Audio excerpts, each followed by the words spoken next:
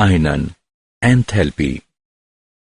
विलगित गैसीय परमाणु से बाह्यतम इलेक्ट्रॉन को बाहर निकालने में जो ऊर्जा लगती है उसे तत्व की आयनन एंथैल्पी कहते हैं।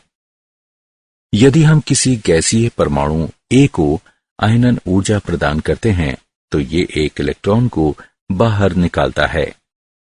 उत्तरोत्तर आयनन ऊर्जा। गैसीय परमाणु से एक बार जब इलेक्ट्रॉन पृथक हो जाता है तो धनात्मक आयनों से एक के बाद एक दूसरे और उत्तरोत्तर इलेक्ट्रॉनों के पृथक होने की संभावना होती है। उदाहरण, तत्वों की गैसीय अवस्था के यूनिपॉजिटिव, डाइपॉजिटिव, ट्राइपॉजिटिव आयनों से सर्वाधिक शिथिलता से बंधे इलेक्ट्रॉनों को पृथक करने के लिए आवश्यक ऊर्जा को क्रमशः द्वितीय, तृतीय, चतुर्थ आयनन ऊर्जा कहा जाता है। ये उल्लेखनीय है कि आयनन ऊर्जा 3 का मान आयनन ऊर्जा 2 के मान से और आयनन ऊर्जा 2 का मान आयनन ऊर्जा 1 के मान से अधिक होता है। आयनन ऊर्जा निम्नलिखित कारकों पर निर्भर करती है। 1. परमाणु का आकार।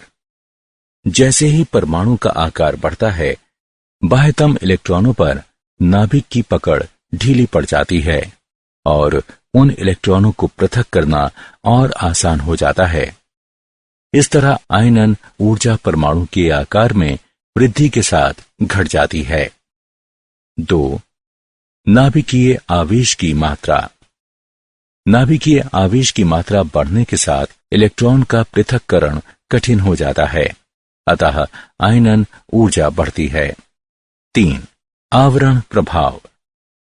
बहु इलेक्ट्रॉन वाले परमाणुओं में जो इलेक्ट्रॉन बाह्यतम कोश में स्थित होते हैं, वे क्रोडीय इलेक्ट्रॉनों की प्रतिकारक अन्योन्य क्रिया के कारण पूरे नाभिकीय आवेश को अनुभव नहीं करते हैं, अतः संयोजी इलेक्ट्रॉन नाभिक से आंतरिक इलेक्ट्रॉनों के द्वारा परिरक्षित या आवृत हो जाते हैं। इस प्रभाव को आवरण प्रभाव कहते हैं।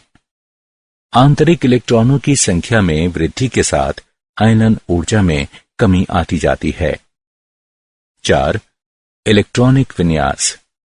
जिस परमाणु का विन्यास ज्यादा स्थायी होता है, उसमें इलेक्ट्रॉन खोने की प्रवृत्ति कम होती है, जिसके परिणाम स्वरूप उसकी आयनन ऊर्जा का मान उच्च होता है।